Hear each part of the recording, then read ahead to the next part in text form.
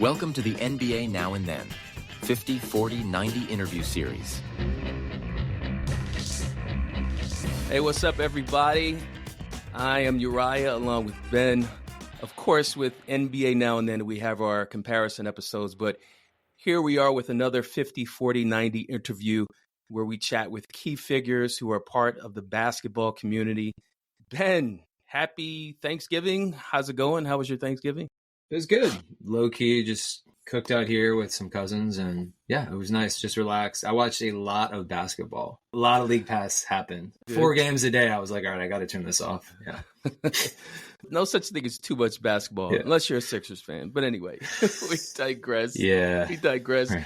So real quick, just to keep the theme going, Ben, give us one thing you're thankful for right now before we get into this interview.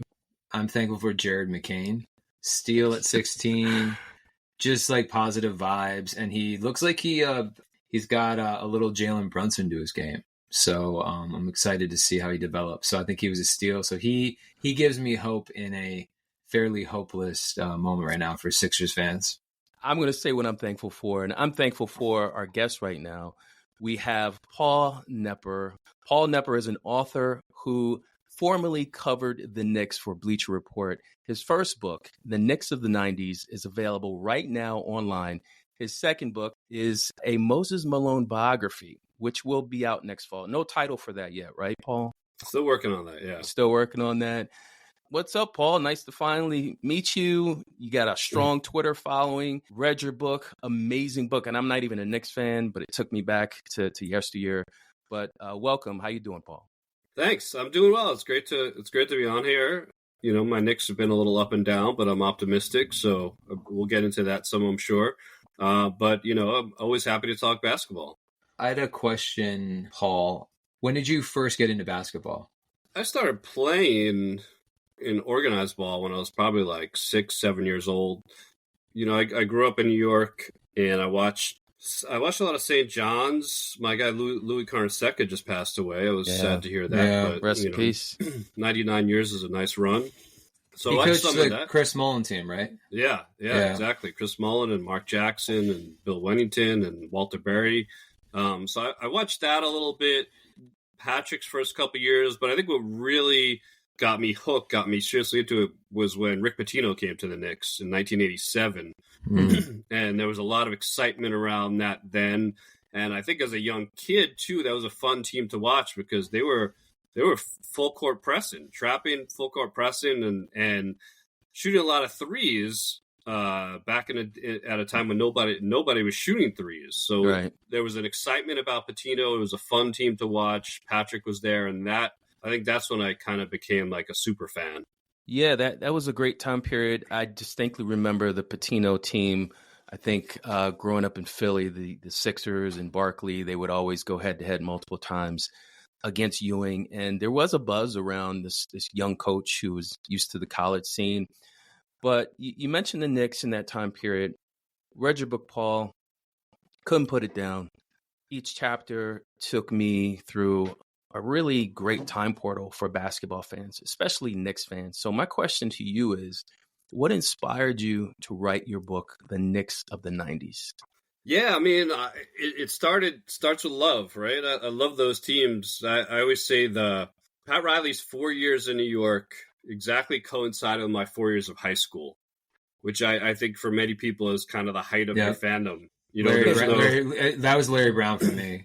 Yeah, yeah. So I know that. Yeah. I didn't. You know, I was a kid. I was old enough to understand what was going on and make my own choices and watch all the games, but I didn't have a job or a wife or a kid of my own or a mortgage to worry about. And so it was really like the height of my fandom, and I just fell in love with those teams. And I think a lot of New York did because of their attitude. You know, New Yorkers, we fancy ourselves a blue collar city. I mean, I don't think blue collar fans can afford to go to the Garden now, and haven't been able to for a long time. But we think of ourselves as blue collar, and there's certainly still a blue collar aspect to at least part of the city. And those guys, John Starks and Anthony Mason and Charles Oakley, were scrappers. They were fighters. They weren't the most talented guys in the league, but they kind of worked their asses off. And New York really, fell in love with them. And then, you fast forward a bit and really the whole the first 20 years of the 21st century was just dismal for the Knicks. I mean, they actually had the most losses in the league over the first 20 years. And so I think the love and the nostalgia for those teams grew. And I know I spent way too much time for a grown man, like thinking about a basketball team from 25, 30 years earlier. Oh, and yeah. No shame. You know, No shame in that. I just kind of one day I was like, that somebody should write a book about those teams. And my next thought was, well, why not me? And went from there. Yeah, Awesome. I can relate to your the game 7 losses, the depression after the Kawhi shot. I mean, the Ben Simmons pass. We have a number of them, right, Uriah? So actually, even the last year, your series, every game was like a nail biter. Yeah. So those moments stick with you. So Paul, I read a little myself. Once you committed to the subject, how is your process in writing this book in particular, or in general? It's fun. It's a funny thing because people ask you about writing a book and the writing process, and it's really two different processes. And the dominant one is really the research process. Because I spent, like with that Knicks book, I spent maybe 2.5 years on that book, and I'd say a year and 3/4 of that was just research.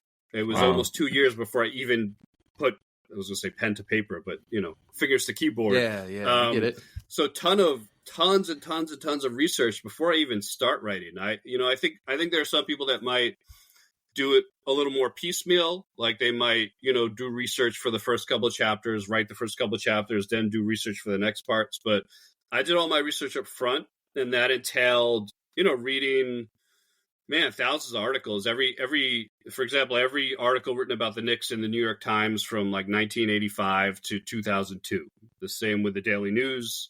Every Sports Illustrated article that was relevant, every Sporting News article, on and on. Every dozens of books. So some are, very related to that team. Some are just tangentially related to that team.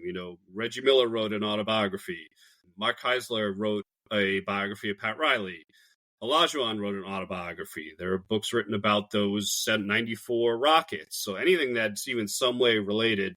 Listen to podcasts. Ewing and Dunn podcasts, Oakley, Starks. So it's kind of, let me get everything out there that's been said, written, discussed about them, and let me kind of bring in that information. And then, of course, you do your interviews. And I interviewed, I don't know, around 100 people for this one. The Moses ended up being a lot more, the Moses book. But you do all your interviews, and then I have a million folders, and, I got my Patrick Ewing stuff and my John Stark stuff, and then I have, like, a folder for each season I covered, and folders for certain themes and all that. And so you kind of take all this information you have, chop it up, put it in different folders, and then at some point I read a very in-depth outline, and I did it in chronological order, which a lot of books of like that are, but not all. And so that naturally gives it some structure. But throughout the process, you're constantly trying to figure out where to put certain things. What do I put in the book? What do I leave out? Some of that you have an idea before you start writing. I remember the prologue, I was talking to Dave Checketts, who was the president of the Knicks. And as I'm talking to him, I was like, this is how I'm starting the book. Like, he's giving me a great story. I'm like, this is the beginning of the book. It often doesn't hit you quite like that. But sometimes you have an idea going in, and then sometimes you're like, all right, I have this great stuff about Oakley's personality and whatever. And this is, I think beforehand, this is going to go in chapter 10. But then as you're writing it, you're in chapter 4, and you're like, no, you know what? That goes here.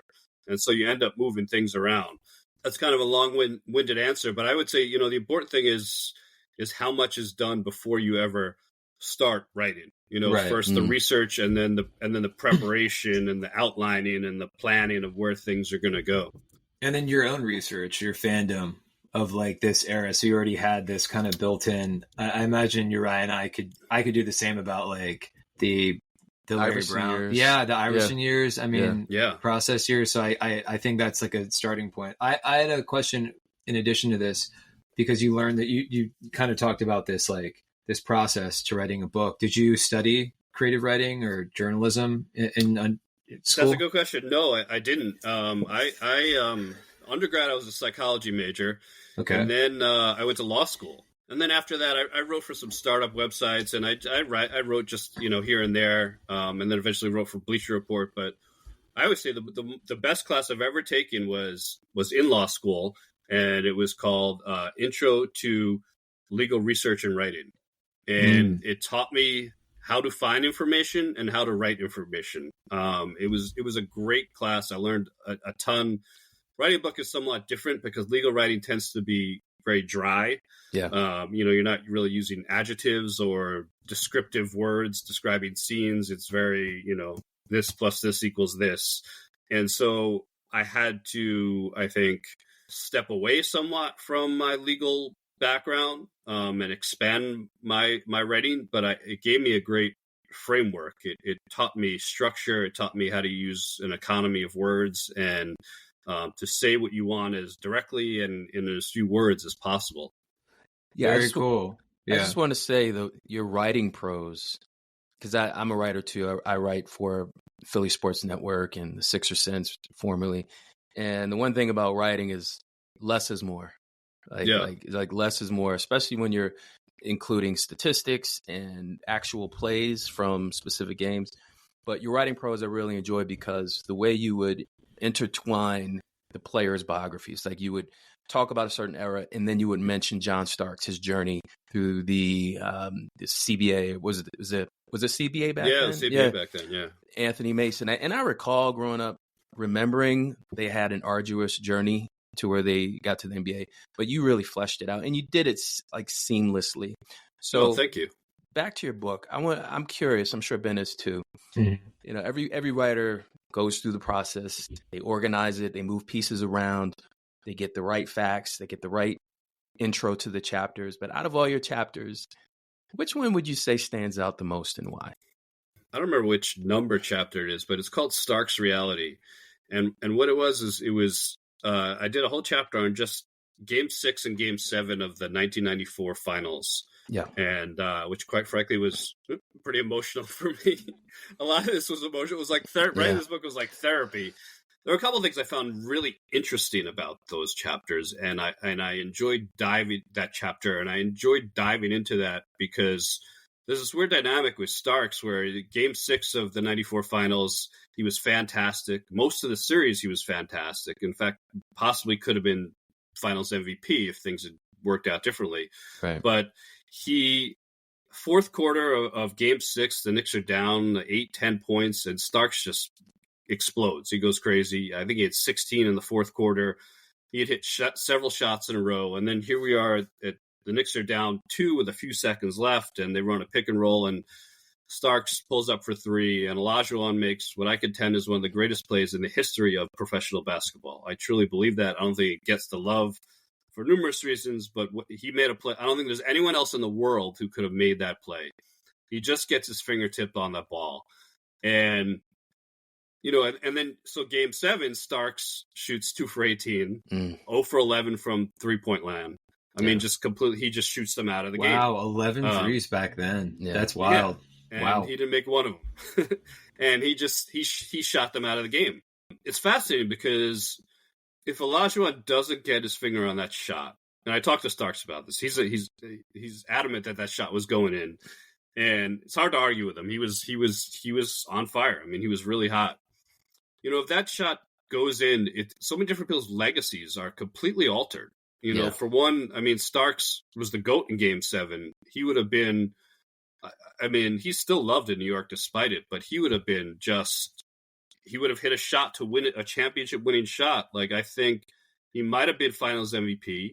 Right. I think his number is hanging in the rafters of the Garden right now. Ewing's legacy is very different. Instead of being one of those guys on that list of people who never won a championship, he would have been remembered as a guy who won a championship without a particularly great supporting cast. Maybe Riley stays if they had won that championship. There's a whole lot of things. I found that very interesting. I had a great talk with Jeff Van Gundy about chance, basically. And, there's this image that he talks about in 1999, the Knicks knocked off the Heat in the first round, and the Knicks were an 8 seed. And in the the decisive game in the final second, Allen Houston shoots a little runner that hits the front of the rim, then the backboard, Bounces. then the rim again, and goes in. Yeah. And it felt like that ball was up there forever. Yeah. Van Gundy says, he gives when he gives coaching clinics, he talks about that, and he says that ball's sitting up there on the rim forever. He says, freeze the tape.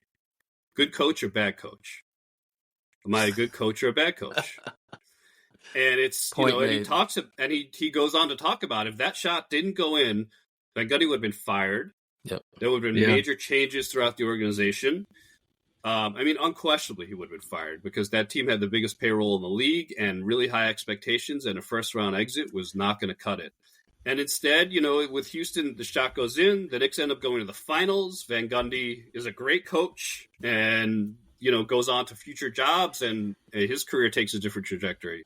So I found that whole aspect of the Starks thing in Game 6, and then, of course, juxtapose the Game 7. That was very interesting to dive into, too, because he is bombing away and missing and missing and missing, and everybody is wondering, why isn't Pat Riley take him out of the game? And that was the big question.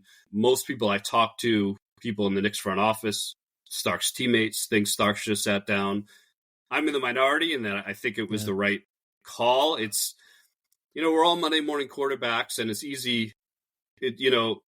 Just because it didn't work out doesn't mean it was the wrong decision. Right. I really believe that, but it is fascinating to dive into that decision and kind of what went into Riley's thinking and why Riley didn't take out this guy who was shooting them out of the game. I just want to ask you about that because I distinctly remember you writing in your book that John Starks said that he felt he wasn't loose before Game 7. Like he wished that Riles had done something a little bit more fun to loosen the guys up. Did he give you that quote in your interview, or was that from your research? Yeah, no, he told me that. That, yeah. That's cool. That's so interesting. So, Paul, I had a question about your interviews. While were you able to get every player on those finals teams in the early, almost everyone, or no? I mean, almost maybe. I mean, I didn't get. Patrick was the big one. Patrick was a big one. Patrick and Riley were the two big guys I didn't get. And Riley doesn't do interviews anymore. I don't know, 10 years ago, whatever, he just decided he wasn't doing them. Ewing was tough to get. Ewing was still coaching at Georgetown at the time, which I think made it a little more difficult. But they were the two big guys I didn't get. I mean, it's impressive you got all those players. So, shout out. You're doing something right. All right, I'm going to go into our next question. So what is something unexpected or surprising that has happened since you published your book, Knicks of the 90s? I'll tell you a fun one. There was an article in my book in the New York Post, the newspaper. Mark Berman did a piece on the book. And a couple weeks later, I got an email from my 6th grade teacher. Wow. I'm in my 40s at this time. Wow. My 6th grade teacher saw the article in the newspaper, bought the book, read the book, and emailed me to tell me he loved the book and how proud he was of me. Wow. And it was just, I've gotten a lot of accolades and with this book, and I've had a lot of people reach out and tell me how much they liked the book. And I love this guy. He was my favorite teacher, and I hadn't spoken to him in 30 years. And it just it meant the world to me. It was such a surprise too. It's so cool. So yeah, that was very unexpected and much. That is really cool. See, I'm thinking the whole time, I'm like, oh yeah, David Stern reached out to you, and yeah, but no, I say that to say this: I'm an educator, Paul, right, and I teach 6th grade. So it's just ironic that you mentioned that. It was elementary school then. It soon changed to middle school, but when I took 6th grade, it was elementary school. So it was a little, it was still when you got to know your kids better in that sense. But no, I mean, if David Stern if Michael Jordan called me and told me he loved the book, it wouldn't have meant as much. So let's get to the New York Knicks and certain players that resonate with you, whether you interviewed them personally or whether you watched them on TV. We want to know your Mount Rushmore, Paul, of New York Knicks. Top 4 players. Go. Okay. The top 3 are easy. I think they're a step above. I think you got Willis Reed, Walt Frazier, and Patrick Ewing, I think, are unquestionably the three greatest Knicks ever. Fair. Yeah. The fourth spot is tough. There's guys like, you have to mention Bernard King, Carmelo, Earl Monroe, Dave DeBusschere. They're old-time guys like from the 50s, like Harry Gallatin and Dick McGuire. But it's tough. I think the best was King. Yeah, but he was only there for 2.5 years, and then he got hurt. So I'm gonna go with Dave DeBusschere as my fourth guy, who was a big part of those two championship teams. So those are my four. Ironically, when you mentioned in the book how timing is everything, how right before Ewing was drafted, he blows his knee out. Of course, we're talking about Bernard King. Yeah. What if, even if Bernard King is, I think he was in his 30s at the time, but if he was just semi-healthy, him and Ewing would have been a great 1-2 punch. Yeah, absolutely. I didn't even think about those Ewing teams because the Allen Houston Sprewell team was technically his most talented. Marcus Camby was technically his most talented, right? Would you say? Like, I think it's kind of the sad thing about Ewing's career. I think when he had the most talent around him, his body is starting to break down on him. Yeah, and But I would definitely agree with that. Yeah. Yeah, I don't really know. I only know kind of like. I have a question to add on to this. Do you think some people would put Brunson? He's pretty good. He's gotten some records. It's too early. I think people would, because people are, prisoner of the moment, and it's now. But I agree. It 3 years from now, because he's had 2+ seasons, a few more maybe. But I think it's too early. Yeah, that's a good point. What do you think of the current Knicks team?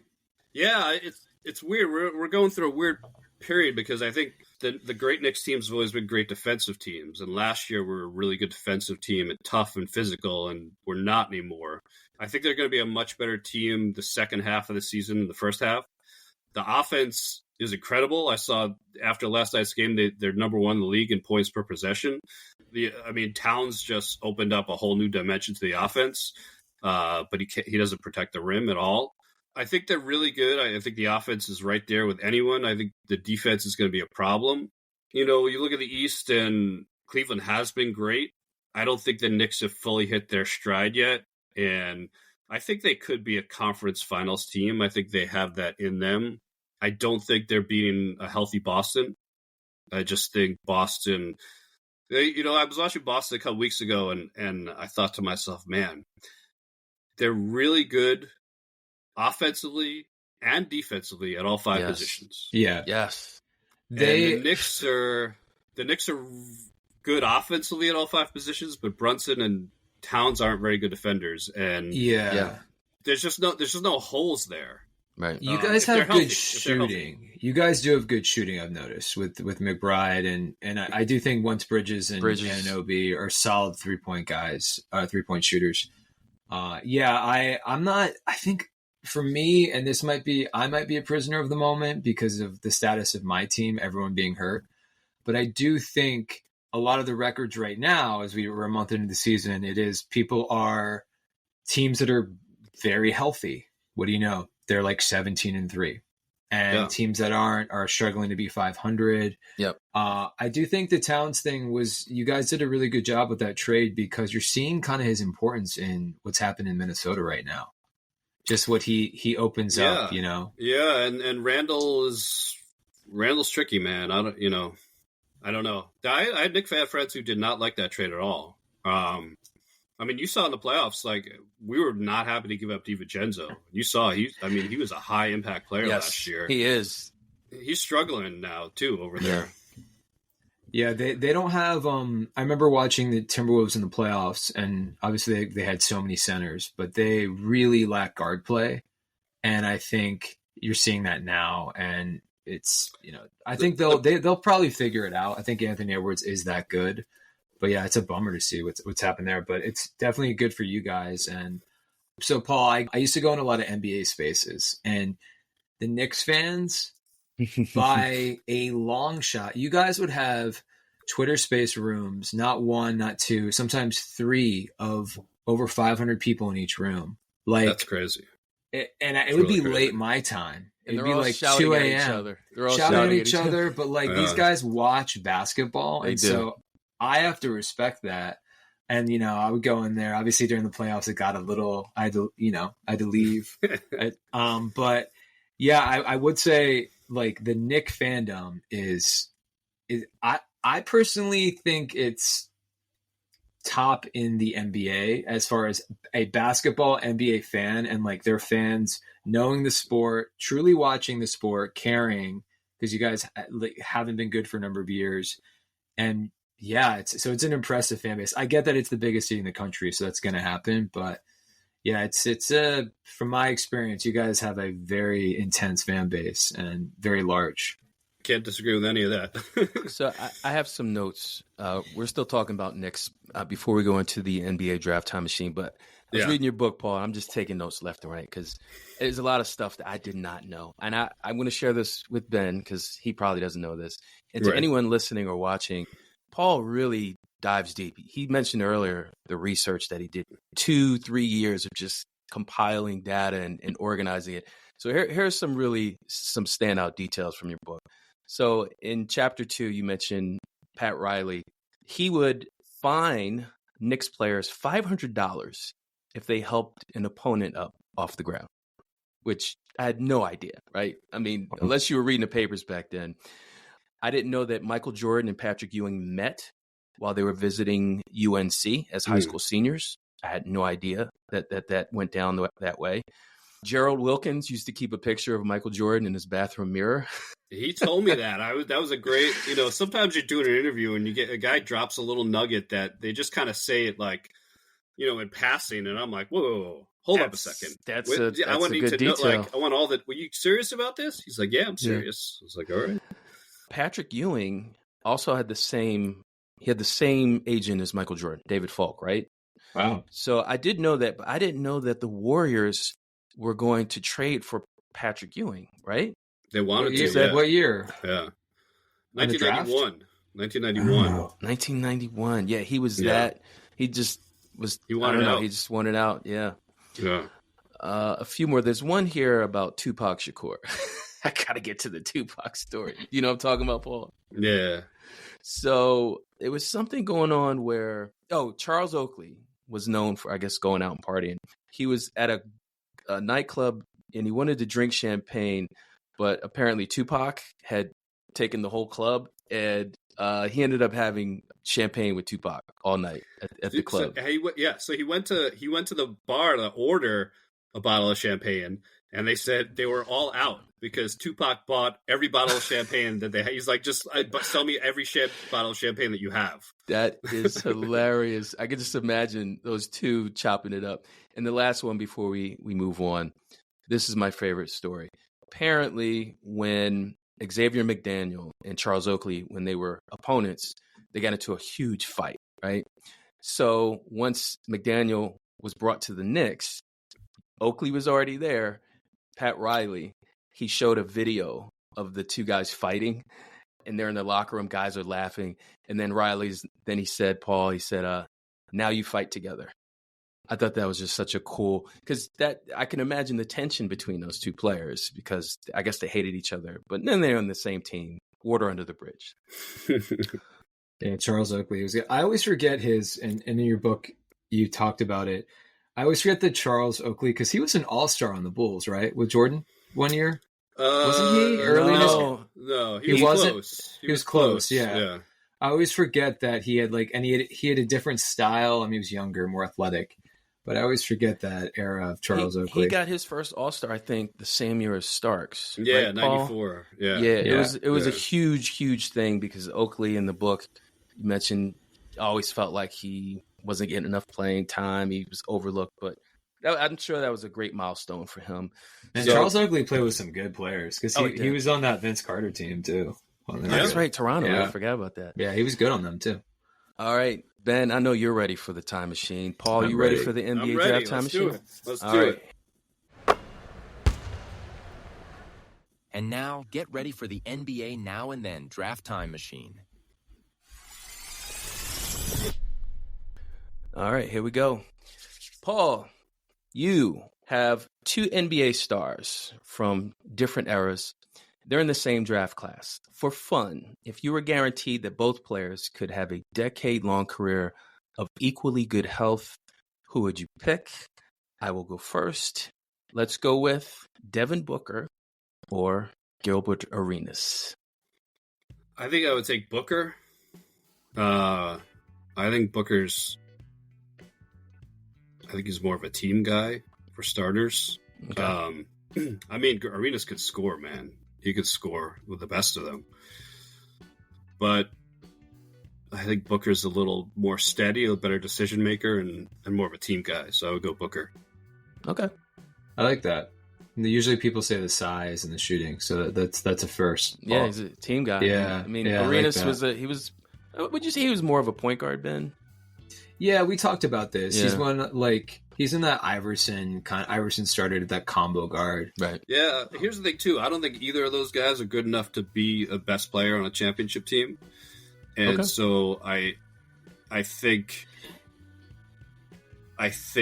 Booker is a better complementary player than Arenas. Whereas Arenas has to have the ball in his hands all the time, but yet I don't think he's good enough to win you a championship with the ball in his hands all the time, if that makes sense. It makes sense? Yeah, that's a good take. I actually, I'm curious, because Devin Booker is remarkably young. He was drafted at 18, so he's still 28 or something, or 27. That's crazy, but yeah. He hasn't played with a really good big yet, a really, really good one. So I noticed in the Olympics, he was really doing well off Anthony Davis and Embiid and Bam. So yeah, he was fantastic in the Olympics. Yeah, I think that had a lot to do with the amount of big depth they had on that team.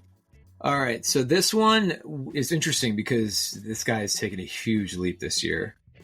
Jason Williams of not the formerly New Jersey Nets Jason Williams, but White Chocolate, Sacramento Kings, Grizzlies Jason Williams, and LaMelo Ball. Yeah, I like it. I mean, a lot of flash to both of those guys, right? A lot of flash. Yeah. I think I would take Ball for sure. I think I don't think he has making a huge jump, and I don't even think we've seen the best of him yet. So I think Ball's an all-star. Jason Williams was never really at the all-star level. No, That's maybe early. Yeah, I think Ball's his leap this year has been really impressive. Yeah, his scoring is really elevated. His shooting's improved a lot. Yeah, he's more efficient than he used to be, and it seems like a little better decision making. And let's go to the next comparison. Who would you go with, Paul? Would you take Draymond Green, or would you take Ron Artest, aka Metta World Peace? Yeah, that's a good one, because I think at his best, I think Artest was the better player at his best. Yes. But it's tricky because you talked about health, but there's also the mental health component. And both of those guys, actually, you could question their mental health. But I don't think Draymond's mental health got in the way of his. It's taken him off the court at times, but I think when he's on the court, it doesn't interfere with his play. I think I would go with Draymond for the longevity too. I think he was at a higher level for a longer period of time than Artest was, but Artest at his best, was better. But I'll take Draymond. Okay, that's a good one. I like these takes, Paul. I like your expertise on it. So I'm gonna reiterate kind of the if you were guaranteed that both players, just kind of what this is, for especially for this one, if you're guaranteed that both players could have a decade-long career of equally good health, who would you pick? That's specific for this one. Penny Hardaway or Shai Gilgeous-Alexander? Man, Shai. I mean, I don't. Nobody saw him being this good, right? He's really. Mm-hmm. I mean, he is top 5 guys. Came out of nowhere. Yeah. That's tough. I think I go Penny because of the size. All things being equal, I think I'll take his size. He's got a few inches, I think, on SGA, and I think he was a little more athletic too. Definitely. I'll go with Penny. But Okay. Much respect to Shai. Yeah. It's funny when we did this comparison, and this is one of our top downloaded episodes. We compared the two, and Ben does the accolades, and we found out that both players made first team All NBA at a very young age. And next to Penny Hardaway, who's the other guard? Michael Jordan. So you had Penny and MJ. Wow.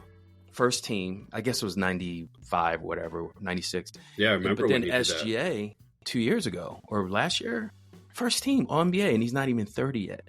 So that's a tough comparison to pick from. that. Yeah. But what about this one, Paul? Let's go with healthy 10 years Jamal Murray or healthy 10 years Deron Williams. What makes that tough is Jamal Murray's been in the league for a long time, and I still don't really know what the hell Jamal Murray is. I mean, You mean position or no, just talent? what to expect. What to expect. I mean, like bubble Jamal Murray. When they won the championship a couple of years ago, Jamal Murray. Right. Yeah, I guess Jamal Murray. But Olympics Jamal Murray. Williams had a right Olympics Jamal Murray. And there are times when he just kind of. I mean, the playoffs last year, he was terrible. But Deron Williams had a really weird career because he dropped off like pretty young. He had ankle issues, but he didn't have like a major injury. And, because the first like 5 years or so of his career, people were like, who's better, him or Chris Paul? Yeah. And that was real. That was like a real conversation. Yeah. And they were also drafted, right next to each other. And then he just dropped off big time. I think I'll take Murray because we never got to. We don't know if Deron Williams could have produced like that in those big time pressure situations. Good point. I don't know. He went. I think he went to the conference finals once with him and Carlos Boozer in Utah. They had like a decent run. That's a tough one because I think they both had kind of weird careers. But if I had to choose, I guess I'll say Murray. Okay. That's a good take because we've seen Murray's ceiling and it's 50-point games. And then didn't he average in the conference finals like over 30, 50, 40, 90 or something? I think he did that twice. Yeah. He did that twice. Yeah, we talked about that. And I don't know that Deron Williams couldn't do that, but it's like when one guy has done it, I guess I know he can. So I'll take the guy who did it. But that's a tough one. Okay. All right. This one is Luka Doncic or Larry Bird. I mean, my first thought is the same thing I said for the last question, is that we've seen Luka, obviously he brought a team to the finals, but Larry Bird won 3 championships. Larry Bird won 3 MVP awards. He had some help. He did have some help. He absolutely had help. Three Hall of Famers or 2, at least 2. Yeah, absolutely. 3 if Bill Walton. Right. Yeah. I think I'll go with Bird. Getting the nod because he did it. He's done it. Everyone says Bird. I've been waiting for someone to break that. I think the defense is what separates. Yes. I think when we analyzed that episode, it was the defense, which people forget sometimes really separates some guys. All right, so this is another one. Think about Penny and this is probably just isn't. Think about this is Penny and SGA. Wait, one. It's my turn, right? Oh, it's yours. Yeah. I'm Come just on, Ben. preface. You got to share. You know what it is, Paul. He sees the name. It's a Sixers my player, guy. so He got really excited. I'll present it. Same thing. Don't worry about health. Don't worry about the current shenanigans. It's all about talent, 10 years, prime, Joel Embiid or Hakeem Olajuwon. I'm a big dream guy. I'm just a big dream guy. And I think, obviously it's tough because the game has changed and the way they play is somewhat differently. Embiid could protect the rim for sure.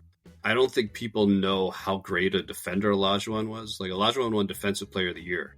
You want a fun exercise? Look at Olajuwon's all-time rankings in blocks and steals. Mm-hmm. And no other center is ranks in the top 10 or 20, whatever it is, in steals.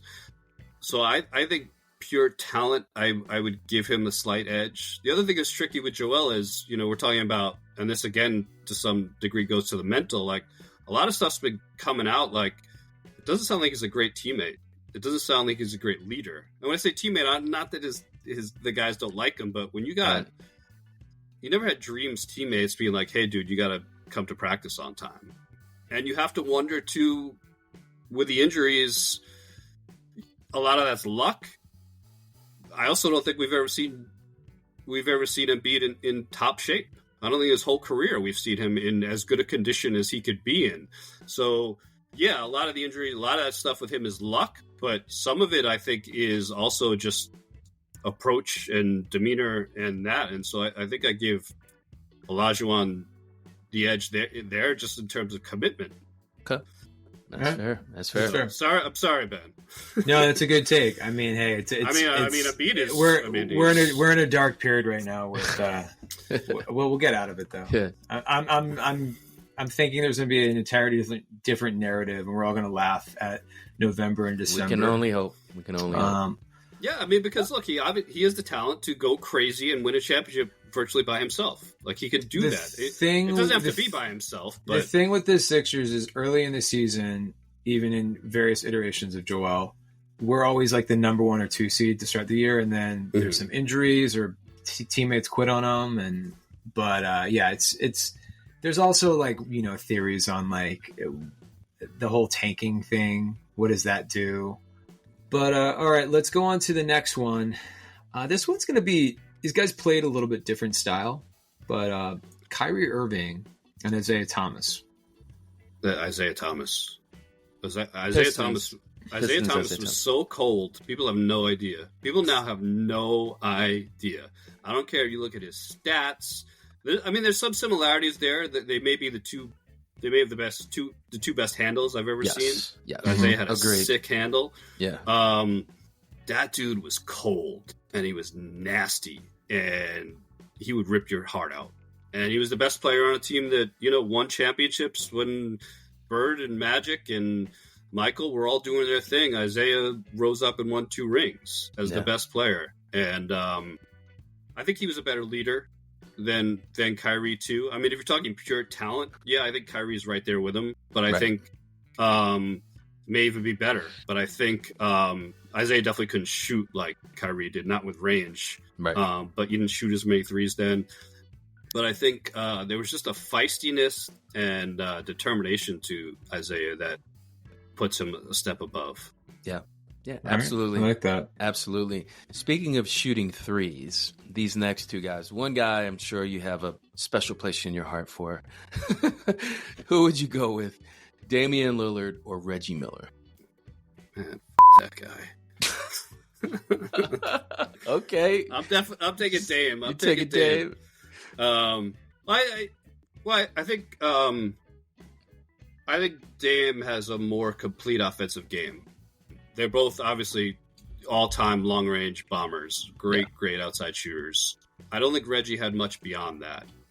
Whereas Dame could take you off the dribble. Dame is more of a distributor than Reggie. You know, Reggie would have games where he'd have 30 points, 1 assist, 1 rebound. You know, and Dame, that's true. I think Dame gets other guys involved in a way that Reggie didn't. So I'll give Dame the edge for that reason. When we were talking about this episode, his range, people, I think we've gotten used to it, but what the shots, the strength he has, Damian Lillard, from where he's pulling up and where you have to guard him is amazing. It's amazing. It's amazing. You would 20, 30 years ago, if that happened in a game, people would like not believe that he shoots shots that were like, you know, it's like a shot clock running down. Oh, I got to shoot it up. Or, you know, the buzzer's about to sound. I just got to chuck it. He shoots them like I shoot a free throw. It's crazy. Right. Yeah. All right, next one. This is kind of, we'll sometimes do kind of cross-team comparisons. And this one's pretty similar. Jason Tatum or Paul Pierce? Yeah, that's a good one. Probably Tatum. I think Tatum's a better defender. I think he's more athletic than Pierce was. Yeah, I would agree. He's bigger. Yeah, but I mean, Pierce was surgical, man. He got to his spot and you were in trouble. So that's not an easy one, but I think I would go Tatum. Tatum? Okay. All right. 2 speedy guys, both lefties. Who would you go with, though? Would you go with De'Aaron Fox or would you go with Nick Van Exel? Van Exel was fun to watch. I think everybody liked Van Exel. He's so fun. He had the shaved thing in his eyebrows, and there was, I don't know, there was just something cool about Van Exel. That's tough. I think I think I would go with Fox because as good as Van Exel was, he didn't have any one skill or ability that was as dangerous as Fox's speed. Fox is just so quick. And Van Exel was quick, but not that kind of quick. And so I guess I would say I think Fox is more dangerous because of that. Going on the defensive side, Rudy Gobert or Dikembe Mutombo? Yeah, those guys are pretty similar. Their stats, like this episode, Ben, remember, they're the same player statistically. Yeah, I believe that. Yeah. And they're both very limited offensively. Yeah. Man, I don't know. It's a toss-up. They are. I think they are like. It feels like the same player. Yeah. This is one where you kind of have to watch, like you were saying about Hakeem Olajuwon. If you watch some of Mutombo's highlights, you're like, oh yeah, he's way better, in my opinion. But I think I'm inclined to say Mutombo. Okay. Yeah, I'll go with Mutombo, but not okay. That's the least sure I am, I think. Yeah, another ironic episode, Ben. This was, I think, one of the top downloads from season 1. For some reason, listeners are fascinated when we do center comparisons. But these next two players, Paul, man, iconic in so many ways. One of my favorite episodes that we recorded. We compared James Harden to Allen Iverson. Both 10 years, both in their prime. Who cares if they practice or not? Paul, who are you going with? Harden or Iverson? This is another hard one, man. Harden's definitely more skilled. I don't know. I don't want to. Early Iverson was, I don't want to upset Ben here. No. I think a lot of people pick Harden because man, I'm like going back and forth with this in my head. I don't know because I mean I don't know. Iverson, I was gonna say, puts so much pressure on a defense, but they both do. Yeah. And I have question about both of their attitudes. I guess I'll take Harden because of the size, because I just can't think of anything else. I loved Iverson. I loved watching him play, and he was just tough. He was indomitable. And, they didn't play that far apart, but that's what's tricky about this stuff too, right? Like Iverson's 3-point shooting was not a problem when he played, but it would be a problem now. Right. Yeah.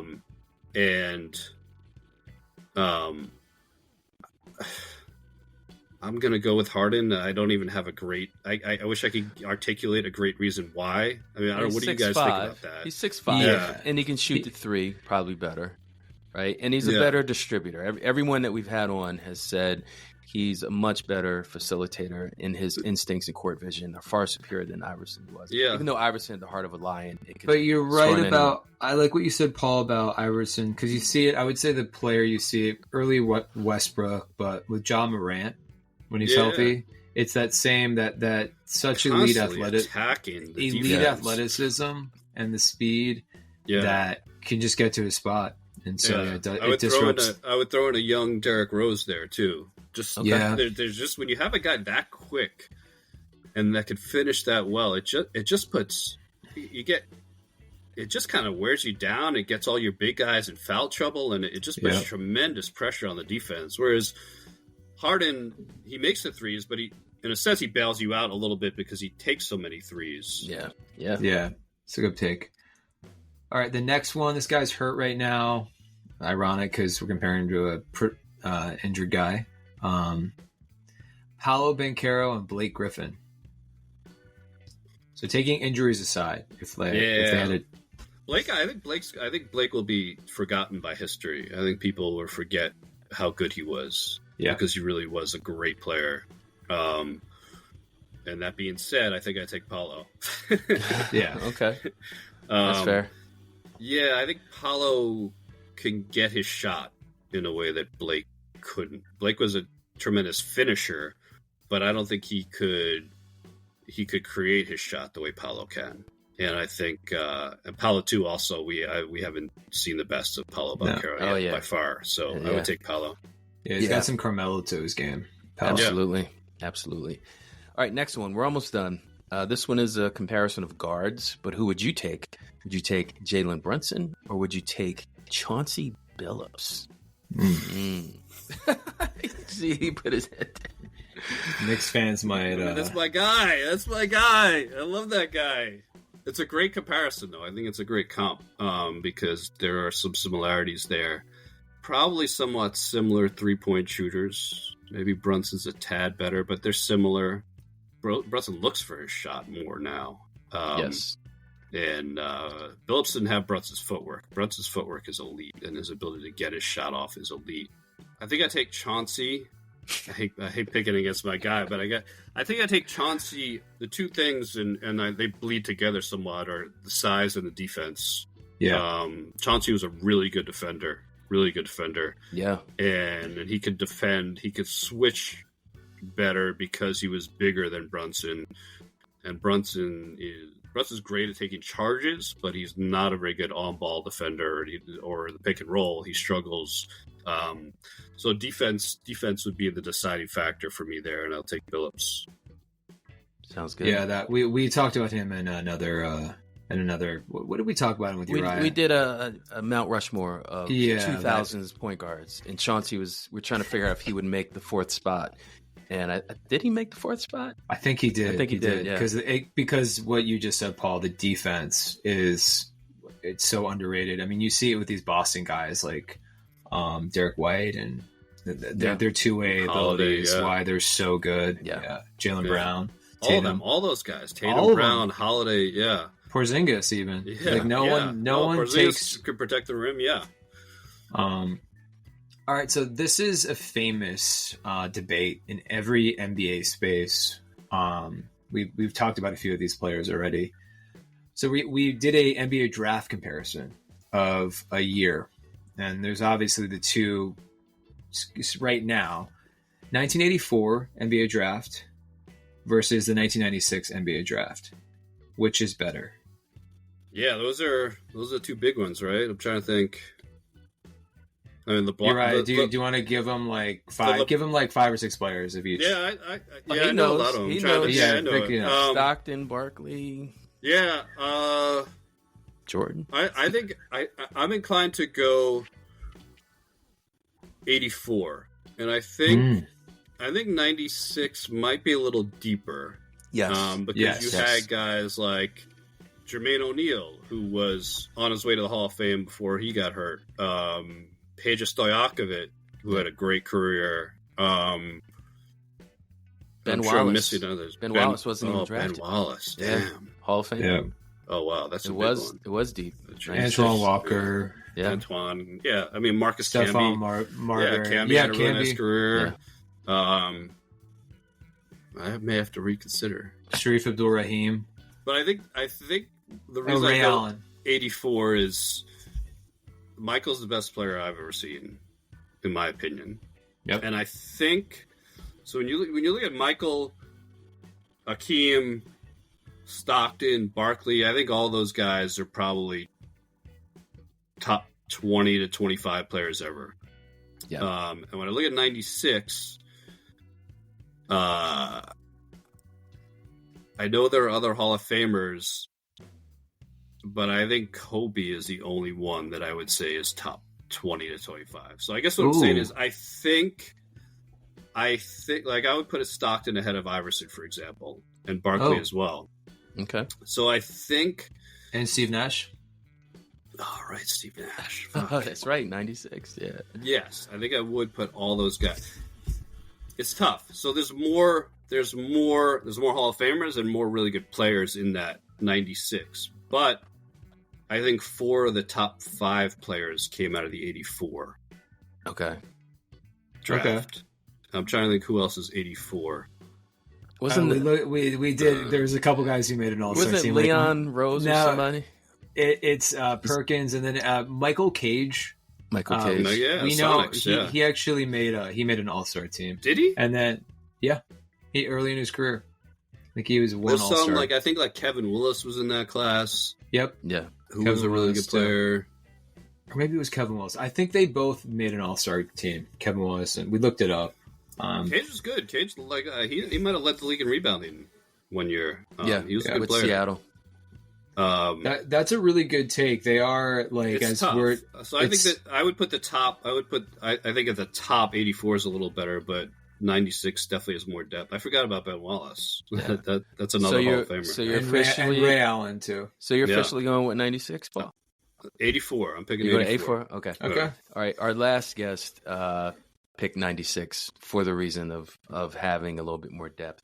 But 84 is clearly in the lead. I think out of the 7 people, I think all 6 out of the 7 picked 84. All right. We are now officially out of the NBA draft time machine. And now, before we say farewell, a few more questions, Paul. Do you have a player comparison or a category that you would want us to feature in an episode? It could be any era, same era. I'm curious what you have to say about it. What do you mean by category? Well, we've done, like, for instance, categories like the biggest what ifs of all time, like players that got hurt. Okay. Another category could be coaches. Another category could be movies. Like, we're going to compare Space Jam 1 versus Space Jam 2 in the future, but anything basketball related. Yeah, that's fun. I like the big men too. I've the last couple weeks I posted a couple, and because I was talking to my buddies of comparisons. I thought a good one was Shaq or Olajuwon. And another one I just posted, which I was a little surprised the results, was Tim Duncan or Kobe Bryant. I saw that. I voted on that. You posted that today, right? Yeah. Today, yesterday. Yeah. So I think both of those are good. I think there's good arguments either way in both what of if those. Kobe was coached by Pop though? That's the like that'd be interesting. I think he's still Kobe would have been Kobe. I mean, no Phil matter Jackson. what. Yeah. As long as he wasn't in Charlotte in '96, that would have been an interesting dynamic. Yeah, if he would have it's not been interesting, traded. and that goes back to too, like circumstances matter. You know, Yeah. they matter a lot. And luck matters a lot, and whether it be injuries or just where you end up or the trade that fell through or whatever. Like, it's a lot of those little things play big roles. Yeah. Yeah, that's a good take. And I think why we haven't had a back-to-back champion in like 7 years, is it? We're entering the 7th year. We might not have a back-to-back. Yeah. It's injuries. It's just like whoever's the healthiest, whoever can get through the playoffs seems to win. So, Paul, we know that your book is selling really great. I mean, I saw you have really good reviews. I think 4.5, close to 5 stars. Over 150 reviews, something like that. But we would like to know officially from you, what other projects do you have coming down the line? Obviously, you mentioned, or we introduced the idea of you publishing another book about Moses Malone. Can you give us anything else coming down the pipe for you? Yeah, I mean, Moses is a big thing. I have some just articles I do freelance here and there. The Moses book is taking up a lot of my time. And I very recently finished it, turned it into my publisher, and then they come back to me pretty soon with edits and suggestions and stuff like that, and we'll go through that, and that'll be out sometime in the fall. But I'm really excited about that. I interviewed over 250 people for that book, and wow, okay, got lots of really good stories, and he. Turns out I didn't know a great deal about him, but he was a fascinating guy, and I think an important figure in the history of the sport. And so I'm excited to share his story with everybody. We talked a little bit about him. We're gonna do a comparison with him. Yeah. We figured it out. It was a good one. Do you want to tell him, Ray? Yeah, I definitely want to tell him. So hear us out. So in the 70s, right, Moses was unstoppable. You could not keep him off the glass. He was too rough. He was too rugged. He took up so much space in the paint. And we were like, who could we compare to Moses that was doing that in the 90s or the 2000s? And the only other player that was as physically dominant, grab every rebound and just dunk on you, would go at Bird, would go at anybody, was Shaquille O'Neal. Yeah. So we're going to peel back layers. We're going to compare Moses Malone to Shaq. And I'm curious how that's going to affect our listeners, because something about, like you said, Paul, big men. People are fascinated by this era. Yeah. Probably because right now it's all about three. So people want to read about what the NBA was like. And I tell you what, I hope I get a signed copy I'll buy a book for all my family that are Sixers fans. I'm sure Ben will too. But Yeah. dude, we can't wait for this Moses biography to come out. Thanks, man. I appreciate that, and Yeah. I'm definitely going to tune in to hear that Moses Shaq debate. Yeah, we for a year and a half, so Shaq's always been off the table, right? Like obviously, like Akeem and B, like there's similarities or the players we mentioned, but Shaq was just like, I mean, the guy was one of a kind. Yeah, one of a kind. Yeah, And so Uriah came up with it, but we couldn't figure it out. Both MVPs, both champions. I mean, both made a difference. Remember when LA was languishing? They had Kobe and I don't think they had Kobe. They had Eddie Jones and Divac. It's like they couldn't get that flair back. And then Shaq comes and wins championship 3. So yeah, and he was just good. Everywhere he went over 50 games or 60 games, like right away. Yeah. And then I had a question about a forgotten Sixers season. People forget about a kind of a shot to win a chip. Was when they got Barkley in '84. Because Moses and Dr. J were still fairly towards the end of their prime, and that team. It was just the mid-80s. They made the playoffs. They made the playoffs, but they could. Yeah, I think Dr. J had a open jump shot in Game 6 or 7, and he missed it, and that was it. Barkley, he stayed, but the other guys retired. Hey, look, Paul, thank you for being with us. Can you tell our listeners where they can find you on social media? Yeah, you can find me at Paulie Knepp on Twitter, PauliekNep. And I moved over to Blue Sky now. I'm riding the whole new Blue Sky wave. So I'm Paul Knepper on Blue Sky too. Yeah, those are the main places to find me. All right. Ben, that was fun, right? That was a lot of fun, Paul. It's just nice to talk basketball. Yeah. I mean, I had fun too. Yeah. And thank you for writing that amazing book, Knicks of the 90s. Guys, even if you're not a Knicks fan, you're just an NBA fan and you love that era, you got to check that book out. You will not want to put it down. On behalf of Paul Knepper, Ben, and myself from NBA Now and Then, The Greatest Comparisons, we appreciate you for listening. And make sure you follow us on all our social media. We're not on Blue Sky yet, Paul, but we are on Twitter, X, Instagram, Facebook. We're pretty much everywhere. That being said, thanks for listening.